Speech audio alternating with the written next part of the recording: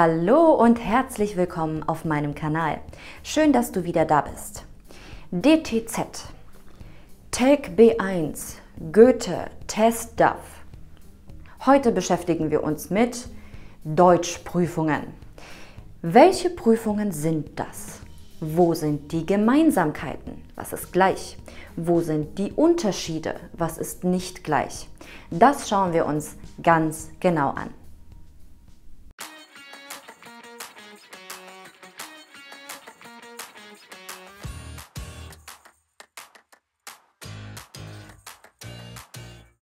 Zuerst ist es wichtig zu wissen, dass alle diese Prüfungen die gleichen Teile haben. Und zwar ist es einmal der schriftliche Ausdruck und der mündliche Ausdruck.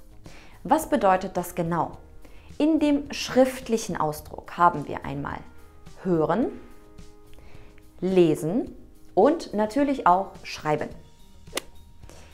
In dem mündlichen Ausdruck, das kommt von Mund, haben wir den Teil Sprechen, also die mündliche sprachliche Kommunikation. Schauen wir uns die Prüfungen ganz genau an. Und wir beginnen mit DTZ. Gemeinsam beantworten wir die W-Fragen. Was bedeutet der Prüfungsname? Wer kann diese Prüfung machen? Wann und wo kann man sich für die Prüfung anmelden? Und wie ist der Prüfungsaufbau? DTZ bedeutet Deutsch-Test für Zuwanderer. Es ist eine skalierte Sprachprüfung. Was bedeutet, wenn du das B1-Niveau nicht erreicht hast, kannst du trotzdem noch ein A2-Zertifikat erhalten. Entwickelt wurde diese Prüfung durch TELC GmbH gemeinsam mit dem Goethe-Institut. Diese Prüfung wurde speziell für die Gruppe der nach Deutschland zugewanderten Menschen entwickelt. Kandidaten, die also die deutsche Staatsbürgerschaft bekommen möchten oder Teilnehmer der offiziellen Integrationskurse, schließen mit dieser Prüfung ab. Es gibt aber auch eine Prüfung speziell für Jugendliche bis 27 Jahren. Ich kann mich jederzeit an Sprachschulen anmelden, die von BAMF als Integrationskursträger zertifiziert worden sind. Um Termine zu erhalten, sollte ich direkt bei dem Prüfungszentrum oder der Schule fragen.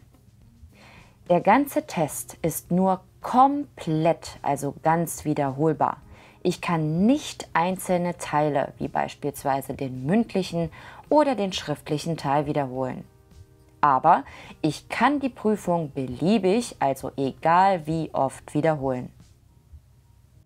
Aufgebaut ist die Prüfung so: Hören hat 25 Minuten, Lesen 45 Minuten, Schreiben 30 Minuten und die mündliche Prüfung, die absolviere ich gemeinsam mit einem anderen Teilnehmer und sie geht ungefähr 15 bis 16 Minuten. Machen wir weiter. Goethe-Zertifikat B1, ÖSD, also Österreichisches Sprachdiplom Deutsch, Zertifikat B1. Diese Prüfung wurde gemeinschaftlich vom Goethe-Institut, der Universität Freiburg in der Schweiz und dem ÖSD entwickelt. Man kennt sie unter zwei Namen: Goethe-Zertifikat B1 bzw. ÖSD-Zertifikat B1. Diese Prüfung gibt es für Jugendliche als auch für Erwachsene. Hierbei gibt es jedoch Empfehlungen.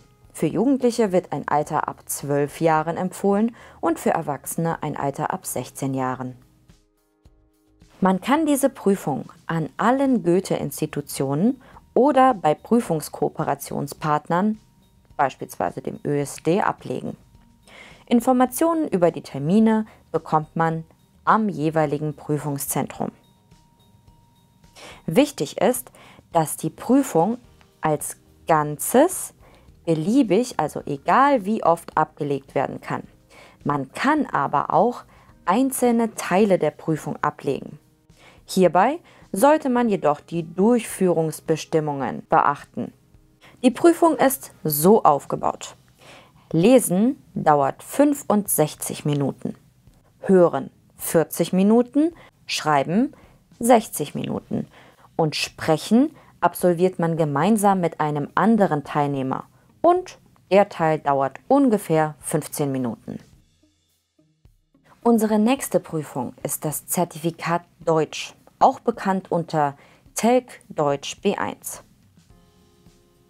Das ist eine nicht skalierte Prüfung, was bedeutet, wenn ich B1 nicht erreiche, muss ich die ganze Prüfung noch einmal machen. Also ich bekomme kein A2-Zertifikat. Entwickelt wurde diese Prüfung durch TELC GmbH.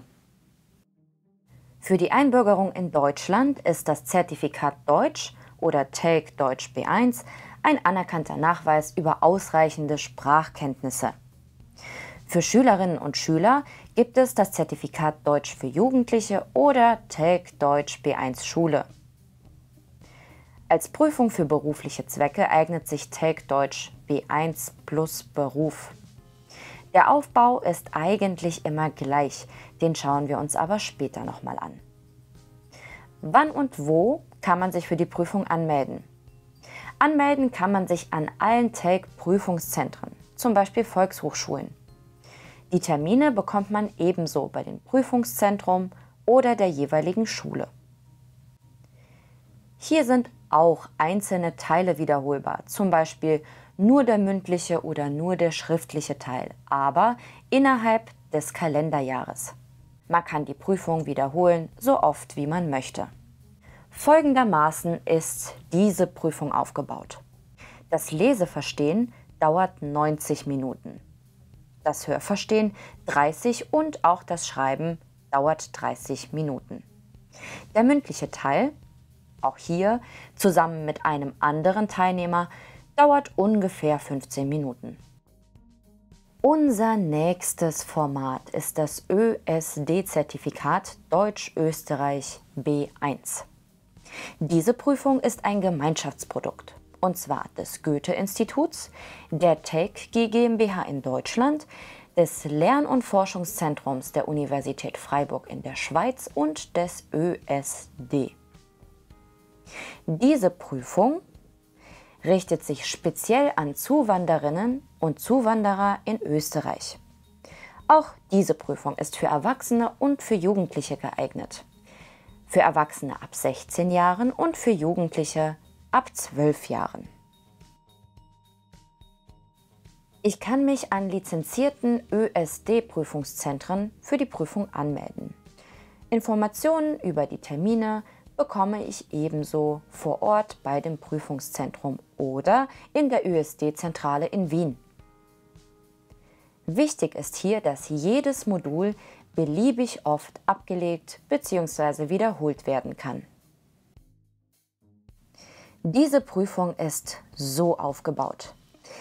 Der Teil Lesen dauert 90 Minuten, Hören dauert 30 Minuten, Schreiben 40 Minuten und Sprechen ungefähr 15 Minuten.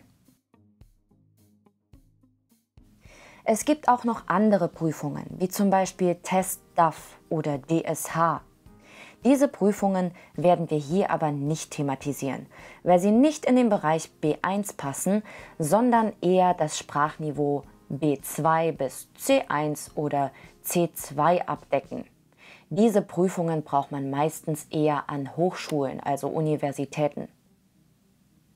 Ebenso wichtig ist die Frage nach dem Preis. Diese Frage kann ich leider nicht korrekt beantworten, da jedes Prüfungszentrum die Prüfung individuell bestimmt. Der Preis ist also nicht immer gleich, sondern an jedem Prüfungszentrum unterschiedlich. Hat dir mein Video gefallen? Dann gib mir einen Daumen hoch, abonniere meinen Kanal, besuche mich auf Instagram oder meiner Webseite und schreib mir einen Kommentar. Ich freue mich, dich wiederzusehen. Bis zum nächsten Mal.